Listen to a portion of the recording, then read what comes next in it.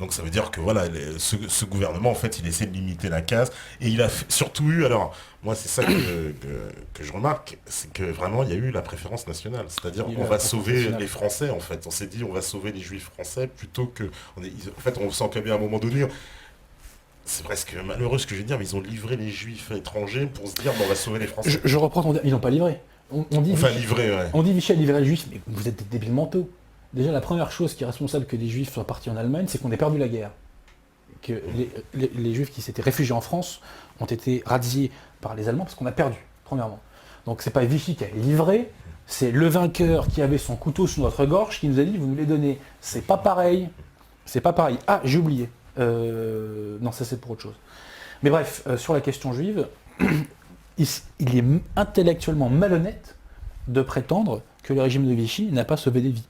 C'est malhonnête. Et encore, j'ai pas envie de dire le régime de Vichy. Ça, c'est une erreur que j'ai faite dans la première, d'ailleurs, vidéo. J'ai un peu trop dit régime de Vichy. Pétain et Laval. Parce que dans le régime de Vichy, il y avait aussi des éléments authentiquement collabos. Mais Pétain et Laval, qu'on le veuille ou non, ont permis que des vies soient sauvées.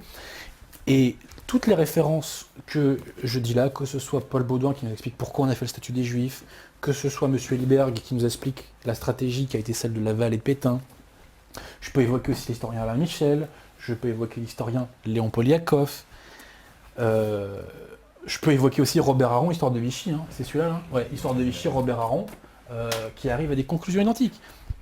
Robert Aron nous dit, la balle a arithmétiquement sauvé des vies. En revanche, il a mis les mains dans le cambouis, bien entendu. Donc là, oui, effectivement, protection. Alors je dis ça parce que aussi nos fameux contradicteurs là nous avaient dit la preuve que Vichy n'a pas évité le pire, c'est qu'il y a eu le statut des Juifs.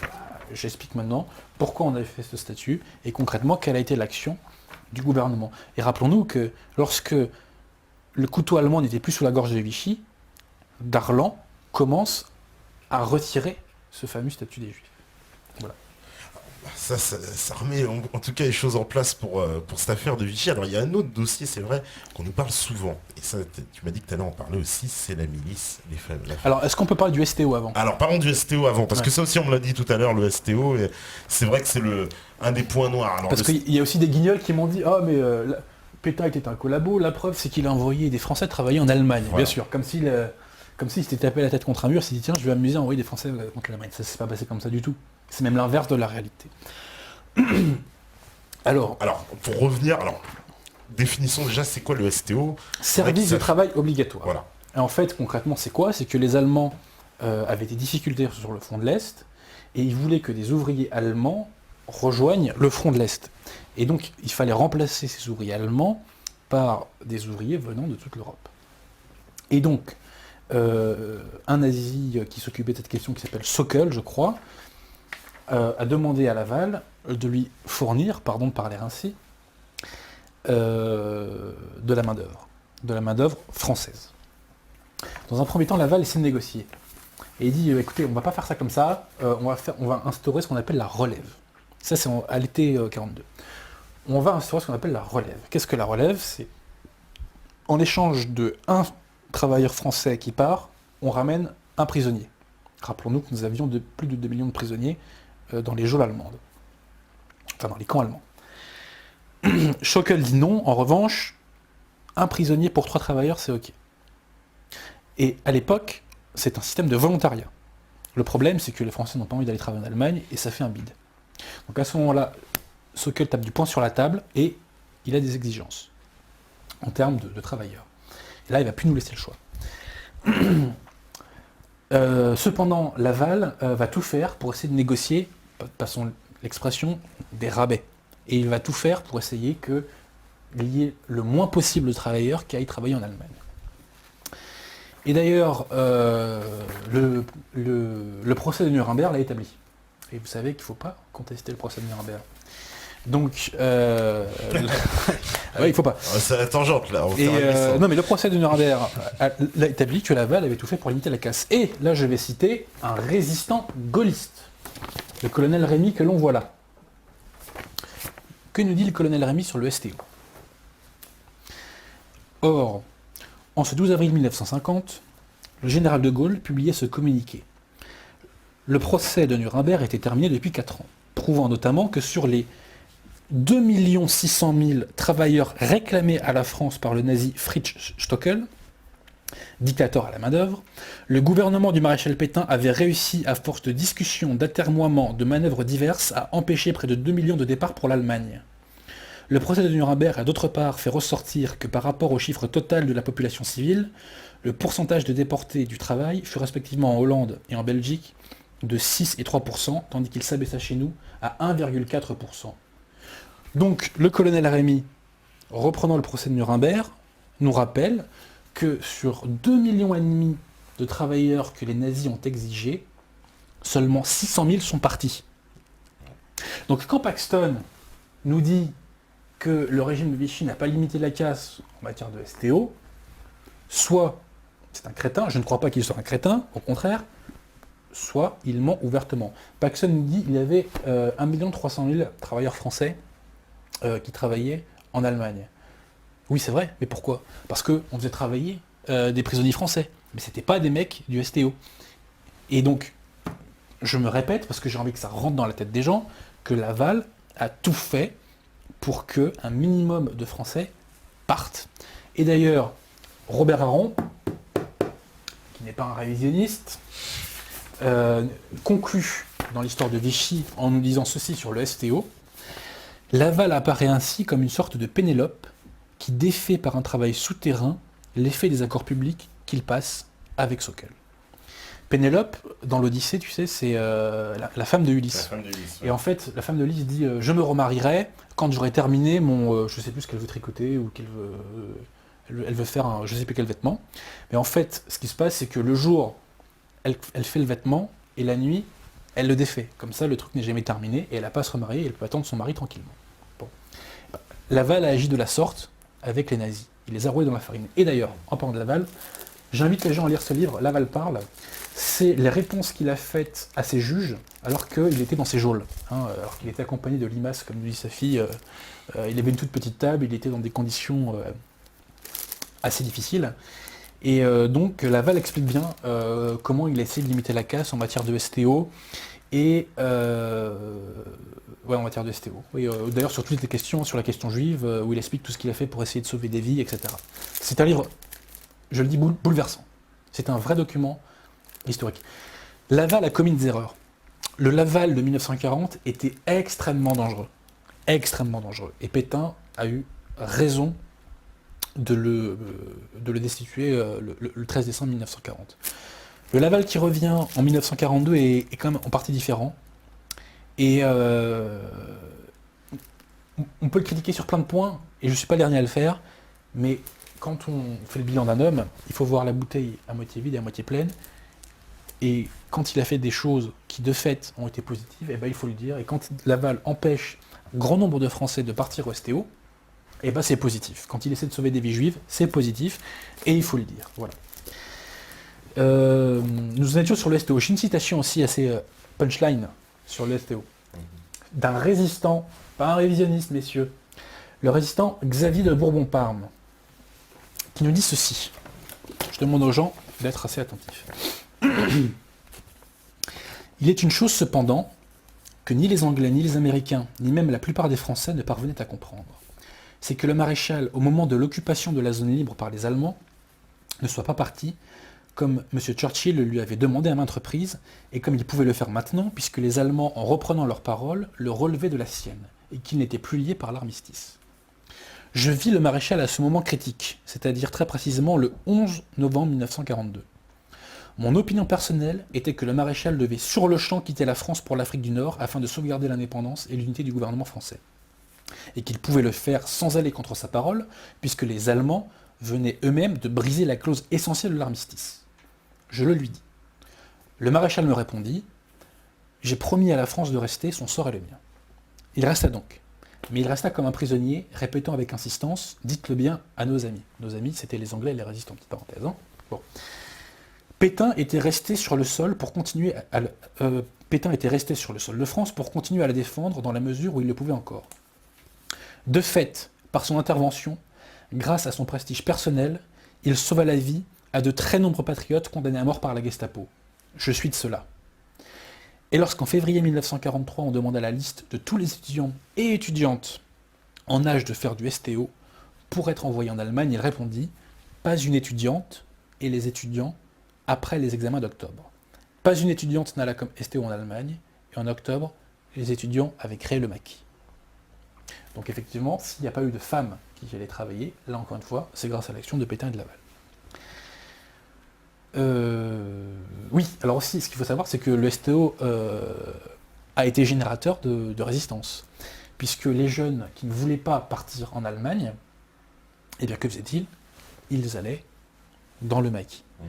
Voilà. Et Laval, qui essaie de jouer là-dessus dans ses négociations, il dit faites ce que vous voulez, hein, vous me demandez tant, mais moi je vous l'ai dit, les mecs ils vont se barrer et ils vont aller dans les maquis. Hein. Donc voilà. Et c'est ce qui s'est passé en partie. Petite anecdote, moi mon grand-père a été STO, donc c'est marrant, il n'a pas eu de chance, je me rends compte là, c'est ce que... Le pauvre. Non mais c'est vrai, il a été déporté en Et Allemagne. ce qu'il faut savoir, c'est que le double drame du STO, c'est que pendant que les Alliés ont bombardé certaines villes allemandes, les travailleurs français qui étaient sur place, certains d'entre eux sont morts. Ouais. Donc c'était un double drame le STO. Et aussi pour aller dans ton sens, alors ça ne plaira pas à tout le monde, mais bon, pour la petite anecdote, lui étant STO en Allemagne, il m'a toujours quand même bien parlé de son accueil. Il n'était pas, c'est-à-dire que les gens qui l'ont accueilli là-bas, il était couvreur pour une famille allemande, justement, pour une entreprise allemande, ouais. Voilà. Et il disait qu'il avait été plutôt bien accueilli et que les gens le prenait pas comme un prisonnier, mais il me disait d'ailleurs qu'il n'était pas, qu'il vivait dans la famille, etc. Enfin, c'était particulier. Mais je dis pour l'anecdote, pour ceux qui... Ce qui est certain, c'est que la réalité est rarement ce que la doxa nous dit, quoi. Oui. Voilà. Encore, voilà. Alors, on me dit, tiens, la dernière fois, vous avez cité Laval en disant « Je souhaite la victoire de l'Allemagne », mais la phrase complète n'était pas « Je souhaite la victoire de l'Allemagne contre le bolchevisme ». Tiens, ouais, mais ça change pas grand-chose. Enfin, sincèrement, moi, personnellement, cette phrase me fait mal. Quand un pays a servi la France, on ne dit pas « Je souhaite la victoire de l'Allemagne ». Alors, Laval en parle dans le procès Pétain, il nous dit « Mais quand j'ai dit cette phrase, ça m'a armé pour les négociations face aux nazis ». C'est peut-être vrai, mais c'est une phrase qui fait mal à l'honneur français quand même. Franchement, moi cette phrase elle me fait beaucoup de mal. Quoi. Parce qu'on me dit aussi, c'est vrai, pourquoi, est-ce que tu peux juste expliquer un peu pourquoi il était plus dangereux en 1940 ? Pourquoi les nazis ? Laval était plus dangereux en 1940 parce qu'il était d'accord avec les Allemands pour qu'il y ait une collaboration militaire. Et Pétain l'a destitué parce que Laval voulait faire une opération militaire contre le Tchad, qui était passé aux gaullistes.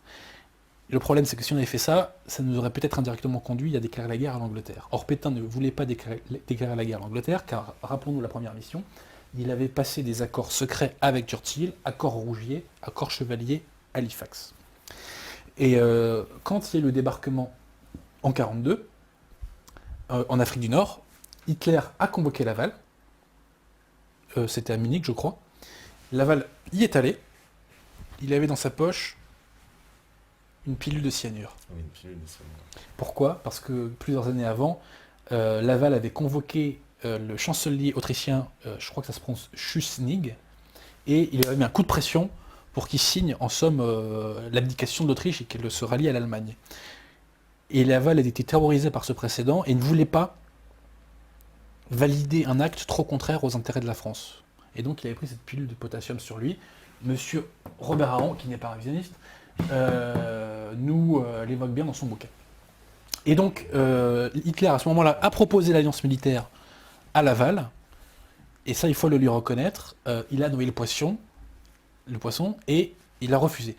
Voilà. Donc le Laval de 42 n'est pas le même que celui de 40. Mais la grande erreur de Laval, c'est d'avoir cru jusqu'à la toute fin de l'année 44, enfin pas de toute fin, mais jusqu'au débarquement, c'est d'avoir cru à la victoire de l'Allemagne. Ça, c'est sa grande erreur. Alors qu'au bout d'un moment, il était acté que l'Allemagne ne pouvait plus gagner. Hein. Je veux dire, après Stalingrad, à partir du moment où les Allemands n'arrivent pas à mettre la main sur le pétrole du Caucase, on sait qu'à terme, ils ne pourront pas gagner. Et Laval a toujours a cru très longtemps à la victoire de l'Allemagne, et ça lui a fait faire, hélas, ça lui a fait prendre des actes qu'on aurait pu éviter. Bon. Mais, encore une fois, quand sur certains points, il a limité la casse objectivement, il faut le dire. Voilà. Et sur la question juive et sur le STO, Laval a limité la casse. Et vraiment, j'invite autant de personnes que se peut à lire sa défense, parce que c'est marrant que tous ces champions de la démocratie retirent aux individus un des droits fondamental, qui est celui du contradictoire, le principe du contradictoire. Quand on est accusé, on a le droit de se défendre. Bon, bah, voilà. Donc, pourquoi Laval agit comme il a agi? J'invite les gens à se faire leur propre opinion. J'ai oublié de te le dire, je vais peut-être le dire plus tôt dans l'émission. Je crois que les authentiques imbéciles, ça n'existe pas tant que ça. En revanche, il y a beaucoup de gens fainéants et il y a beaucoup de gens de mauvaise foi. Je me permets de citer la Bible, cherchez et vous trouverez. Quand les gens ont envie de connaître la vérité, ils la trouvent en général. Quand ils se bougent un petit peu, ils la trouvent. Donc, à la limite, les gens qui n'apportent pas de crédit à ma parole, je leur dis, cherchez et vous trouverez. Mais cherchez vraiment. Hein. Cherchez vraiment. Cherchez et vous trouverez. Allez vérifier tout ce que je dis. Ouais, voilà. Allez vérifier C'est tout ça. voilà. En plus, c'est bien parce que toi, tu donnes les sources, donc Mais- tu peux dire à tout le monde d'aller vérifier à la source directement. Si tu veux que je raconte ma vie 3 minutes, moi à la base, j'ai un logiciel jacobin. Moi je me suis fait comme tout le monde, hein, j'ai été éduqué, je suis passé à l'éducation nationale, je me suis fait retourner le cerveau par la télévision. Moi je viens de la doxa, je viens de l'idéologie dominante. Seulement je suis un amoureux d'histoire et de fil en aiguille, j'ai vu que ce qu'on me disait sur l'époque était faux, enfin sur la question de Pétain était fausse. Comment j'en suis arrivé là? En fait, donc à la base, moi je suis gaulliste comme tout le monde, hein, à la base, hein, on me dit que ce mec était un super-héros, voilà, moi, au début j'y croyais. Effectivement, si il est ce que la doxa dit, c'est un super-héros, seulement il n'est pas ce que la doxa dit. Et si Pétain est ce que la doxa dit, c'est un salaud, mais il n'est pas ce que la doxa dit. Donc moi je suis un amoureux d'histoire. Et en 2009, je suis tombé sur un bouquin dont j'ai parlé l'autre fois, de Louis-Dominique Girard, Montoire à Verdun diplomatique. À l'époque, j'étais un gaulliste pur et dur. Et c'est en 2009, ça, et ça m'a secoué, quoi. Mais j'étais pris dans mon conditionnement, donc j'accordais pas du crédit à 100%. Après, je commence à lire Histoire de Vichy, de Robert Harron. Un livre intellectuellement honnête, quoi. Il évoque les accords Rougier, il évoque le rôle de Darlan, enfin, tu vois. Ah, ça me ressecoue, là, quand même, hein. Sachant que mon conditionnement était tellement fort que certains trucs pro-Pétain, à l'époque, je les ai pas enregistrés, si tu veux. Et un jour, je lis un livre de Peter Tompkins sur la mort de Darlan, parce que je voulais savoir qui avait buté Darlan. Et je tombe dans un magasin parisien qui s'appelle Boulinier. Je leur fais de la pub, tiens. C'est un magasin dans lequel on achète des bouquins d'occasion pour 3 francs 6 sous. Tu vois, je sais pas si j'en ai là de Boulinier, mais moi, quand j'étais étudiant, j'ai pas beaucoup de sous. Et grâce à Boulinier, j'ai pu m'acheter des livres pour pas cher. Et à l'époque, j'étais tombé sur un bouquin sur la mort de Darlan, écrit par un Américain qui s'appelle Peter Tompkins. Tiens, tu vois, celui-là, je crois qu'il a été acheté à Boulinier. Enfin, je me suis pas ruiné, quoi. C'est pour 3-4 euros. Je leur fais de la pub parce qu'ils m'ont rendu de tels services. Ça a été tellement important dans ma vie de pouvoir m'approvisionner, entre guillemets, en livres pour pas grand-chose que, bon, bref, voilà. Et donc, je lis ce bouquin sur Darlan, et on évoque les télégrammes secrets que Pétain envoie à Darlan pour lui dire vous avez eu raison, vous avez mon accord intime pour reprendre la guerre aux côtés des Alliés contre l'Axe. Et je dis oula, attends, qu'est-ce que c'est que cette histoire? Pétain dit ok à la reprise des combats contre l'Axe. Mais Pétain, c'est pas un mec qui voulait asservir la France à l'Allemagne? C'est quoi cette histoire-là? Tu vois? Donc là, ça a commencé à grésiller dans ma tête. Là, il y a eu un bug, là. Et après, tu me dis, attends, là, faut que je vérifie l'info, là, c'est pas possible. Et j'ai creusé la question de la mort de Darlan, qui est d'ailleurs passionnante. Hein, vraiment, c'est passionnant. C'est très souvent l'histoire est au-delà de la fiction, quoi, en termes de. On pourrait faire des films magnifiques sur la question de la mort de Darlan, sur les complots qu'il y a eu autour. Enfin, c'est fascinant. J'ai creusé cette question et j'ai vu qu'effectivement, Pétain avait bel et bien validé le fait que on reprenne la guerre contre l'Axe. Et après, là, de fil en aiguille, j'ai commencé à relire Louis-Dominique Girard, j'ai découvert les bouquins de Rougier, etc. Et pendant 30 ans, je suis resté gaulliste. Hein. Franchement, jusqu'en 2012, je suis resté gaulliste, mais au bout d'un moment, les faits sont tellement écrasants que voilà, on peut plus faire comme si. Et moi, je suis j'ai beaucoup de défauts, mais j'ai une qualité, c'est que je sais reconnaître mes erreurs. Je me dis, tu t'es planté là-dessus, bah faut le dire. Il faut le reconnaître, il faut que tu en tires toutes les conséquences. Voilà. Oh, bah, c'est le cheminement Et attends, simple. je termine juste. Je parlais des télégrammes secrets que Pétain a envoyé à Darlan. Eh bien, Robert Paxton, dans son livre, évoque ces télégrammes pour dire que c'est de la littérature et qu'on n'a jamais prouvé leur existence. Alors déjà, à la base, on avait des témoignages à l'époque, tant des acteurs qui ont envoyé les trucs que des Américains, de l'existence de ces télégrammes. En plus, c'est grâce à ce télégramme que Darlan a pu convaincre le gouverneur Boisson de l'Afrique équatoriale de recombattre avec lui contre l'Axe, parce que Boisson, Darlan officiellement était désavoué par Vichy, rappelons-nous. Et donc, Boisson était tenté d'écouter la version officielle. Mais grâce à ce télégramme, Darlan a pu le convaincre de reprendre la guerre. Mais, pas de chance, monsieur Paxton, il y a une biographie faite sur Darlan dans les années 80, je crois, par un historien qui s'appelle Hervé Couteau-Bégari. Et ce livre a été fait en collaboration avec un autre historien dont j'ai oublié le nom, et je m'en excuse. Le problème pour M. Paxton, c'est que le fac-similé du télégramme a été retrouvé. Où il y a marqué accord intime, mais décision officielle soumise à la puissance occupante. Enfin, j'ai plus le texte. Donc il a été retrouvé. M. Paxton, c'est pas de chance. Encore une boulette. Encore un mensonge. Encore une erreur, dirons-nous. Voilà.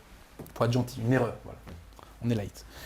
Alors ce Paxton, ouais, ça, tout le monde nous dit, c'est qui cet Américain qu'on a envoyé pour détruire la France, hein. Je pense qu'il y a du vrai là-dedans. Hein. Je pense qu'il y a du vrai. Voilà, on me dit le Yankee Paxton a menti. C'est vrai que pourquoi ça a fait foi comme ça, ce livre sur la... Moi, ce qui me surprend, là on va me dire Adrien, arrête de te la raconter. Mais le travail que je fais là aurait dû être fait depuis longtemps. Tu vois, ce qui me surprend, c'est qu'on lui ait si peu, qu'il n'y ait pas eu de contradicteurs. Alors ce qui est vrai, c'est que le système est habile et qu'il essaie de faire passer tous les anti-gaullistes pour des nazis, quoi. Ouais. Ce qui est monstrueux, c'est une calomnie absolue. Le système, face à la vérité, il est obligé de mentir. Ouais, c'est comme ça qu'ils de toute façon, ils n'ont pas le choix. C'est comme ça qu'ils ont un peu rompu le débat, parce que tous ceux qui osent en fait un peu porter les faits, justement comme tu l'as, que je vais dire un peu ce que tu as fait la première fois, bah, on voit bien que direct c'est en extrémiste, horrible. Mais la gauche, malgré toutes ces déclarations d'amour à la démocratie, blablabla, la gauche déteste la liberté d'expression et elle déteste le débat. La gauche ne supporte pas qu'on pense différemment d'elle. Elle n'accepte pas. Bon. Donc comme le système, pardon de le dire, les gens ne vont pas comprendre quand je dis ça, le système est à gauche, puisqu'il repose, les valeurs sur lesquelles repose notre société sont les valeurs des Lumières. La gauche, c'est les Lumières, c'est l'anti-France. Bon. La gauche n'aime pas le débat. Elle interdit le débat. Elle ne veut pas qu'on pense différemment d'elle. Il y a une matrice totalitaire dans la matrice de gauche. Et la preuve, c'est qu'on n'a pas encore trouvé de contradicteur. Parce qu'il y a beaucoup de gens qui en off ont dit à Adrien Bozzi des conneries, qui lui ont dit sans le prouver d'ailleurs, ensuite en passant. Mais bizarrement, quand il s'agit de débattre en public, c'est pantalon baissé, quoi. Hein. Mais c'est ce qu'on attend. On va faire une petite pause comme ça, on va leur donner le temps de réfléchir. Si la régie elle est prête, je le pense, voilà, elle est prête. Et puis on revient tout de suite pour cette contre-histoire de Gaulle Round 2. Voilà, c'est quoi la gauche déjà ? La gauche, vous savez tout ce que c'est. C'est l'anti-France. C'est l'anti-France, voilà. C'est parce que ça, c'est une question un jour, il faudra qu'on fasse une émission là-dessus, en tout cas sur la gauche. En tout cas, on fait la pause et puis on revient juste après, à vous la régie. Voilà, donc de retour sur la libre antenne, toujours avec Adrien Bozzi pour cette contre-histoire de Gaulle. Alors, j'indique aux métanotes connectés qu'en troisième partie, on répondra exclusivement aux questions. Que là, évidemment, il y avait plein d'informations à donner. On ne peut pas placer, évidemment, certaines questions comme ça. Sinon, on va partir un peu dans tous les sujets. Donc, à la fin, en troisième partie, on développera vraiment toutes vos questions. Allez-y, vous pouvez commencer à les poser. Il y en a pas mal déjà, qui sont, mais bon, on a déjà répondu quelque part. Ces questions, elles ont déjà été traitées, quoi. Alors, tu venais nous donner une information importante aussi. Ouais. Sur quoi déjà ? Tu m'as dit qu'il y avait t'avais oublié quelque chose, d'indiquer quelque chose. Ouais. J'ai pas tellement eu le temps de développer quel était le projet politique de Pétain. Il y avait une idée centrale, c'était qu'il fallait revenir sur les principes de 89 et qu'il fallait sur les Lumières et qu'il fallait les expurger de la société française. J'aimerais vous citer un extrait d'un rapport fait par le général Végan. En date, c'est important, du 28 juin 1940. qui à certains égards va un petit peu résumer la pensée de Pétain. Pour essayer de vous faire comprendre ce qu'était cette fameuse révolution nationale, sachant que le terme de révolution nationale, Pétain ne l'aimait pas. Hein. Et pour faire comprendre ce que voulaient faire des gens comme Pétain, comme Weygand ou comme d'autres traditionnalistes de l'époque qui étaient revenus au pouvoir. Donc le 28 juin 1940, Weygand nous dit ceci, et toute similitude, toute ressemblance avec une autre époque serait bien évidemment pure coïncidence. Donc que nous dit Weygand, un des plus grands Français du XXe siècle. Weygand donc. L'ancien ordre des choses, c'est-à-dire un régime politique de compromission maçonnique, capitaliste et internationale, nous a conduits où nous sommes. La France n'en veut plus. La lutte des classes a divisé le pays, empêché tout travail profitable, permis toutes les surenchères de la démagogie. Le relèvement de la France par le travail ne peut être réalisé sans l'institution d'un nouveau régime social fondé sur la confiance et la collaboration entre ouvriers et patrons. C'est ce régime social qu'il faut instituer.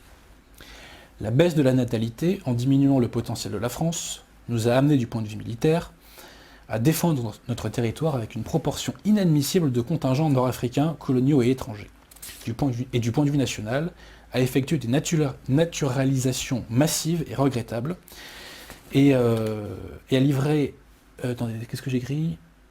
Bon, ça, j'arrive plus à le lire. Bon, bref. Ensuite, la famille doit être remise à l'honneur.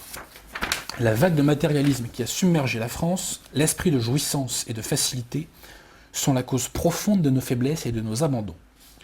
Il faut revenir au culte et à la pratique d'un idéal résumé dans ces quelques mots: Dieu, patrie, famille. L'éducation de notre jeunesse est à réformer, etc. Blablabla.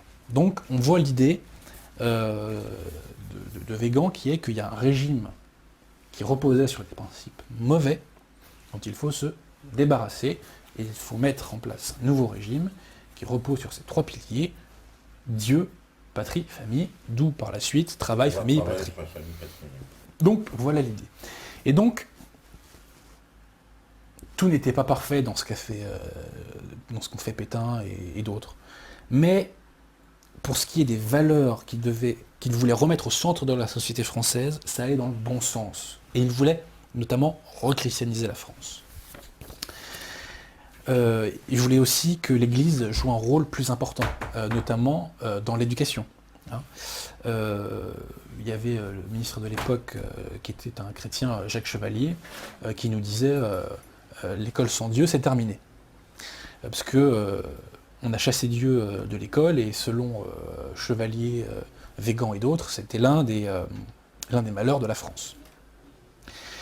Donc voilà ce que voulait faire Pétain. Et il y a un leader politique qui a dit récemment qu'il n'y avait rien à sauver de Vichy.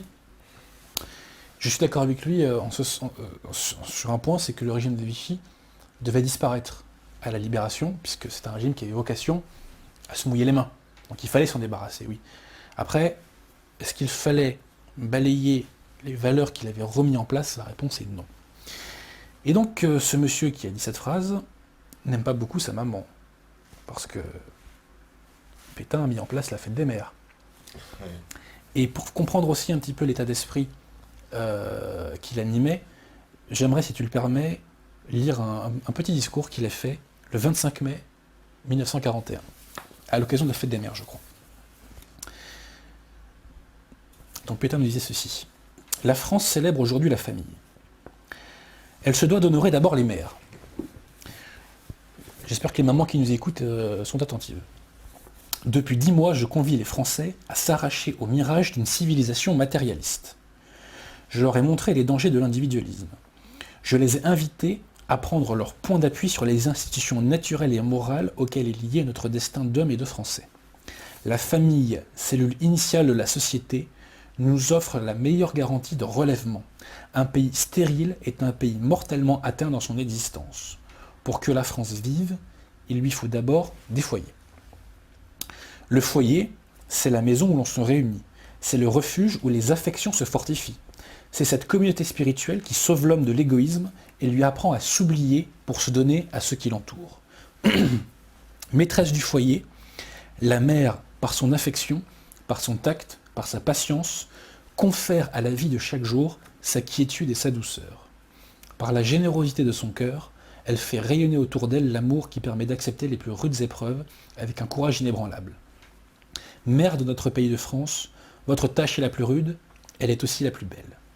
Vous êtes, avant l'État, les dispensatrices de l'éducation. Vous seuls savez donner à tous ce goût du travail, ce sens de la discipline, de la modestie, du respect qui fait les hommes saints et les peuples forts. Vous êtes les inspiratrices de notre civilisation chrétienne. Et voici qu'aujourd'hui, dans nos deuils, dans nos misères, vous portez la plus lourde croix. Mère de France, entendez ce long cri d'amour qui monte vers vous.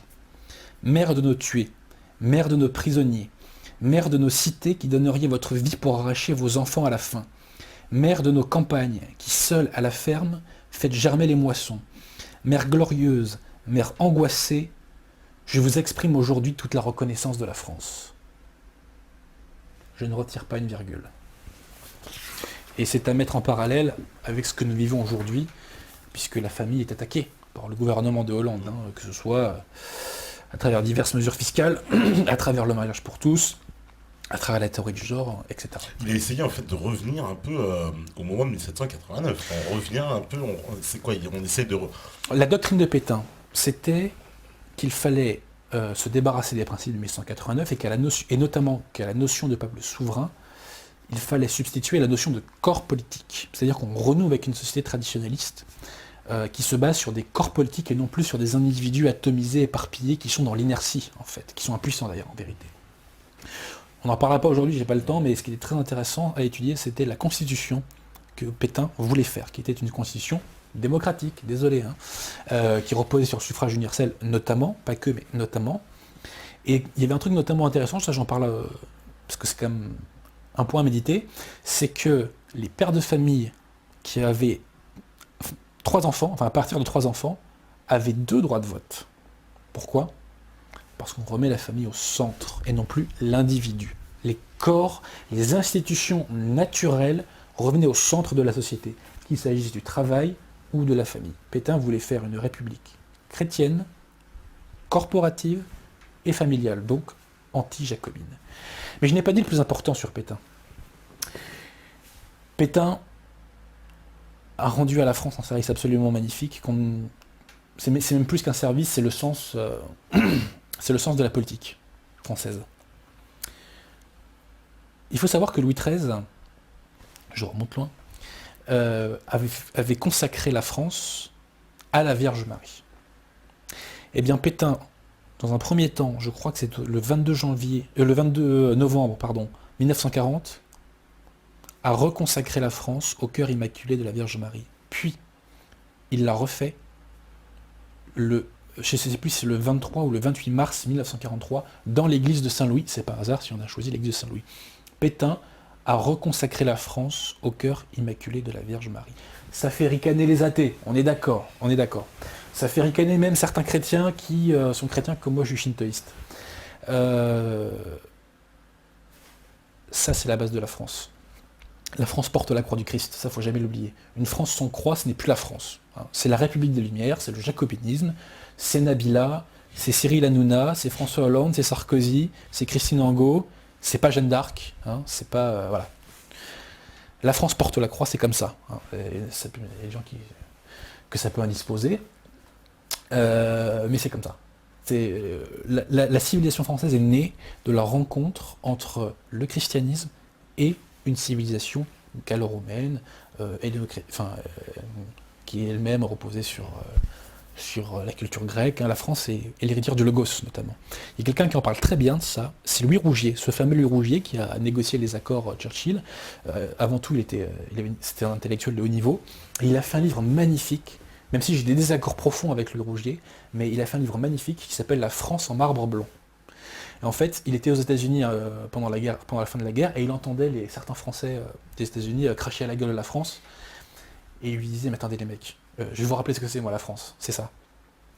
Et donc il rappelle le rôle que la France a joué pour l'émergence de la raison, mais attention, de la raison plafonnée, pas la raison à la Descartes, et pour l'émergence du logos. Bref, je digresse, pardon.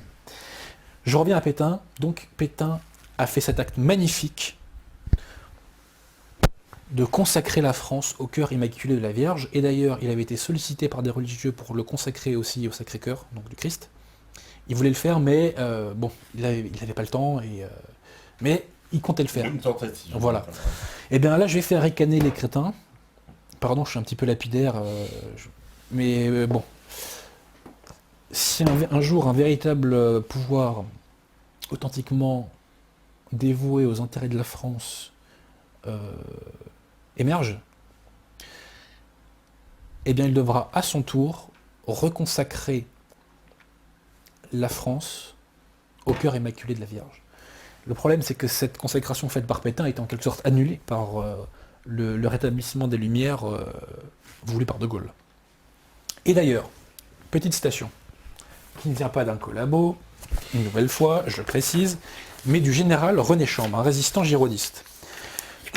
Le 17 mars 1943, petite parenthèse, pour ce qui est de l'information de la consécration de la France à la Vierge Marie, je remercie l'abbé G, qui je crois nous regardera ce soir, de m'avoir donné cette information, parce que je l'ignorais, et c'est lui qui me l'a donné, ainsi que les références. Donc merci à monsieur l'abbé G, je dis pas son nom, je veux pas qu'il est dans mes reins. Voilà, puisque oui, Beta TV est suivi par des hommes d'église, il faut le savoir. Donc, oui, c'est vrai, on a remarqué, je précise sur le Beta Tour, on a rencontré. C'est pas un hasard, c'est pas un hasard. Donc, citation de René Chambre, le général René Chambre, qui écrit à Giraud une lettre en date du 17 mai 1943. Si le gaullisme de Londres s'installe à Alger, il s'adresse à Giraud quand il dit ça, vous disparaîtrez de la scène politique et militaire. Le gaullisme rentrera en France à la tête de vos armées, et derrière lui s'engouffreront les communistes et les francs-maçons. La victoire sera une duperie. La France aura échappé à l'esclavage allemand, mais retombera dans l'esclavage intérieur de la plus basse politique, et tout recommencera, en pire peut-être, comme avant 1940, dans notre malheureux pays. Voilà. Et c'est ce qui s'est passé. De Gaulle a rétabli les Lumières. Est-ce que c'est pas ça le point principal finalement qui gêne un peu, on va dire, tous les détracteurs qui sont révélés, au-delà des faits que tu ramènes sur le pétinisme, est-ce que c'est pas finalement ce choix final entre... Bien sûr que oui. Voilà, entre, on va dire, cette république maçonnique et... De Gaulle, ce qu'il faut comprendre, c'est que De Gaulle est le garde-fou ultime du mondialisme. Il faut le comprendre, ça. Et là, je sais que les gens vont bugger quand je vais dire ça. Et moi-même, j'ai mis du temps. J'ai mis beaucoup de temps avant de l'enregistrer.